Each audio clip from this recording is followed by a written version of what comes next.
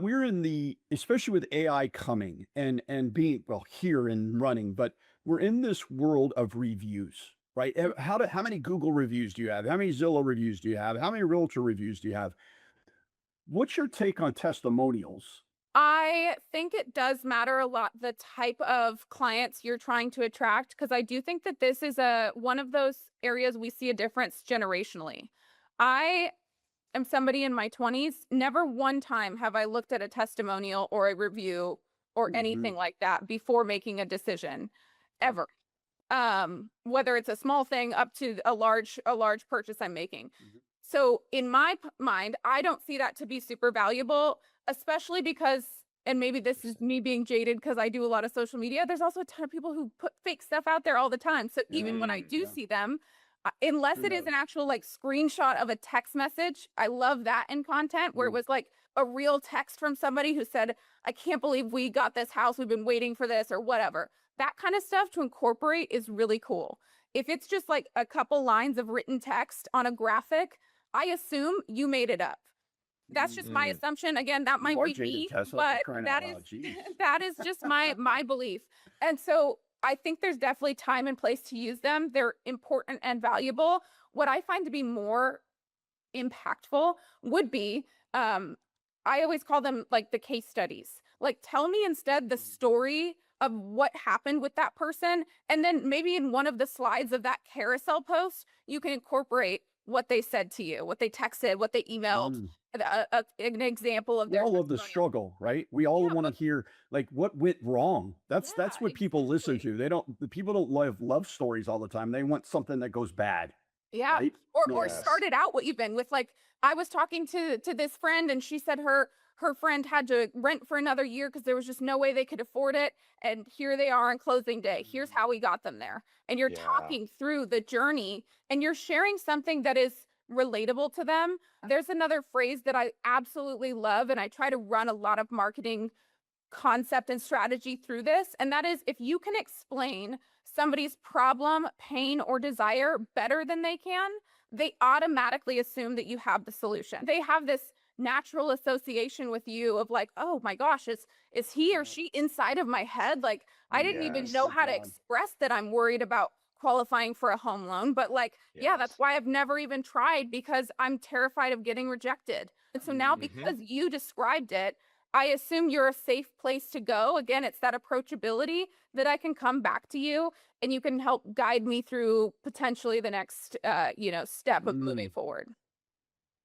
Wow. That's thank you. That was tremendous Yeah. right there. And I love how just easy it is for you to say that. That's what I love about this show is the pros in the room are best at what they do. And they're just like, this is what I do every day. I just say sentences like that. So I hope everybody Yeah. soaked that up. And I hope you do a rewind and listen to it again. That was tremendous.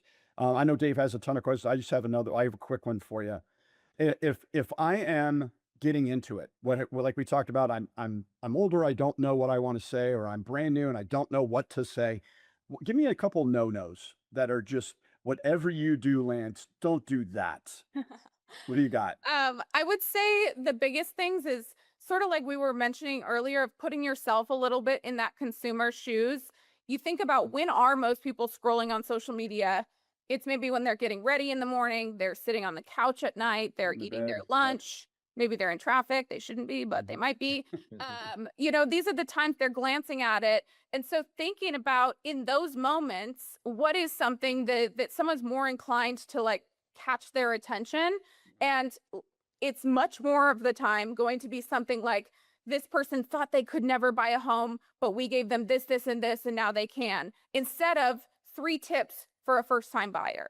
So I think the biggest change is just thinking about how you read or how you consume that information, and not taking educational content to mean I need to teach you something. Sometimes Mhm. educational content is simply guiding you through an entertainment experience. Maybe it's guiding Yes. you through a connection and getting to know me more. That's also a Yeah. form of education. It doesn't always have to be like tip one, tip two, tip three. Hmm. That's probably the biggest thing I would say to avoid, is not just giving Don't like teach. 3 tips of this, 3 tips of that Mhm. without some additional context. You could give like, here's a great example. We've been doing a lot of relocation content lately. So instead of saying 3 tips for relocators, saying something like, I relocated my family here 10 years ago. Here are 3 things I wish I knew before I did it. Because Yeah. I'm now attaching a bit more of a connection to it. I'm attaching a little bit more meaning. There's also like, I think there's a curiosity of people. Why do they love Yeah. watching TV? It's because they see behind the scenes. They want to see what's going on. And so it's kind of Yeah. playing into the psychology a bit of what makes people actually care about that content. And so it's still Yes. essentially the same content, just packaged differently. Yeah. You talked about that agent that's in the middle that says, "Hey, I'm kind of a private person, right?" And you're like, "Hey, just figure out what you're comfortable, right?" So you got that agent, that makes sense, right? Then you got because we're talking about the underlining bit of building trust, right? And trust through some authenticity. Where's the line on the other side that says you're crossing over too far, right? These are the areas stay away from. It erodes your trust, erodes approachability, it erodes these things. Where is it too far?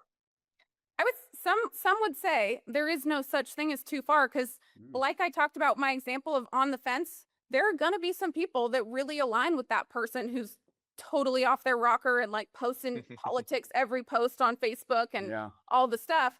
So if that's really your personality, I'm a big believer that you should try to represent yourself on social as similarly to how somebody would interact with you in person. Like my favorite response I can get or compliment, I think it's a compliment, is when somebody meets me and they're like, "Oh, you're just like you are on social media."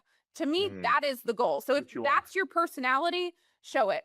Now, that being said, I typically try to avoid the things that are not going to be conducive to a positive conversation that I could tie back into something that does help me like build trust and relatability. And so for me, a lot of times that comes to I'm not going down the political rabbit hole. I actually would love to just like debate certain things sometimes, but not the avenue I want to go down Yeah. on social media. Mm. So that's one I stay far away from. And the second thing that comes to mind is you don't want to like this really erodes the approachability is if you're sharing stuff from the sense of making somebody feel stupid. We have to Yes. always remember that in real estate especially, this is stuff that when we're interacting with it on a day-to-day basis, terminology becomes really like second nature to us. All of these things seem normal. The vast majority of people have no idea any of Yeah. these things. And if they do, their experience with it might be the home they bought 20 years ago. And so we all know things Yes. have changed a lot. And so sometimes I see people share content and it almost comes across a little like condescending or sort of down talking. Yes. And to me, I Amen. know if somebody's saying something and it makes me feel like I'm like dumb for not knowing that, I don't feel comfortable reaching out to that person. So making sure that we're not like using big words just to use big words. We're not throwing stuff in there just to sound Yeah. cool or to fluff our own egos. And instead, we're trying to truly like meet people where they are. They don't Mm. care all of these technical terms and stuff like that. It doesn't mean anything to them. But if you can put Yeah. that in like layman's terms and how it actually is relevant to them, I actually love incorporating that in content. If you are sharing something more technical, adding in like, here's what this means for you if you plan to be a buyer in the next 6 months. Right. Or here's what Yes. this means for you if you've owned your home for 20 years. Like those kind of things put it back into their frame of reference. And it's a lot easier for them to palate without you ever coming across in a negative way. Yeah, For that's for everybody fantastic. that's listening, LSU is a school in Louisiana. A spud is a potato, and a Benzer sounds like a train. So stop using acronyms, for crying out loud. No Amen. one knows what you're talking about. Amen. That is what Yeah. Tessa's telling you. Stop Yeah. stop using stuff that's above people's skis. They don't care, and Yeah. it makes them Yes. feel and it makes them feel vulnerable. Now they go, I don't want to talk Yes. to that person because I feel Yes. kind of stupid, or I feel like I don't know what I'm doing. So another tremendous point that you brought up right there, Tessa. Tessa, where do you see us going? Right? Yes. Where do you see social going from speaking on it a bunch myself? I thought up until like 2025, it was basically do social media to just get as many chickens in the coop as you can. And you hope that one of them goes, I want to buy a house, right? Is how do I get people in there? How do I get as many followers, like you said? And I think now we're becoming a little bit more hyper local focused, and we're becoming 25 and 26 seems the year with AI of saying, target that, like target it to a street. target it to a corner of a neighborhood. I think that you agree with that. But as we go past 26 and into 27, and with the use of AI, do we become more hyper local? Do you see that on your crystal ball, or where's it going? I think that I am a big believer in the hyperlocal stuff. I also think again it's going to come back down more to the like connection to the person specifically sharing the Yeah. information. And what I mean by that is, content that's like, these are 3 neighborhoods I love in Scottsdale as a mom of 2 kids. You're saying it from your Very good. perspective. And so Yeah. now somebody seeing that is also maybe a mom of 2 kids, or is pregnant, or knows somebody. And so Yes. it's hyper local, but then another layer of hyper local to the actual like demo of people that we're trying to kind Mhm. of speak I to. love that. The And it's lifestyle of a particular person, like almost to the point of, sorry, almost to the point of going, hey, Tessa, this is the house you're going to want. And you may not know it yet, but in a year from now, it's the house you're going to Yes. want. yeah, And every metric is telling me that. That's kind of what I hear you saying, Well, right? you're giving them the option in their mind, because that's what you're talking about, is in their mind saying, that's me. That's yeah. me, or that's future Yep. me, right? I could do So that. 100%. Yeah. Yeah. Or that's who I want to be, Yeah. Yes, There's also the exactly. aspirational piece of that. It's like, if I 100%. want to be in this specific neighborhood or in Paradise Valley, or I want this to be my certain lifestyle where I can wake up and go to Pilates and get a smoothie and whatever, if Mhm. you paint that picture to them, now that's like Yeah. anchored into their desire even more. So it can Yes. go either direction of where you are currently or something that people want. But I think Yeah. that's the next layer that I see things getting even more specific, is not just hyper local, like geographically, but also demographics. Let's give the listeners a really quick, but this is the data, and Dave and I and Tess are all telling you data. The data says this right now: the consumer that is buying the most homes is a single woman who's never had a child but has a pet, and she's either had a child or she has children that are outside of 18. So she's gone through a life, she's divorced. Target something like that. That's exactly what Tessa's telling you is, hey, I am a single mom with a child, and he's 18 and I'm out of the house and I just got through this long relationship. Here's what I'm doing. Like, I Tessa, do I hear you saying that? It sounds like let's target. I think that's where we go even more now than even hyper local. As we go, I'm not going to go hyper local. I'm knocking on your door metaphorically saying you are this and I already know you're that. Yeah, I think that what I would add to that is, absolutely. I think that 2 things are also true in this sense, and that is, one, it needs to be authentic to also like who you are. I'm not saying you have to be the archetype of what you're talking Mm, to, but it mhm. should be like aligned with the other piece of that is, we talked a lot about sharing things you're interested in, and your own personality.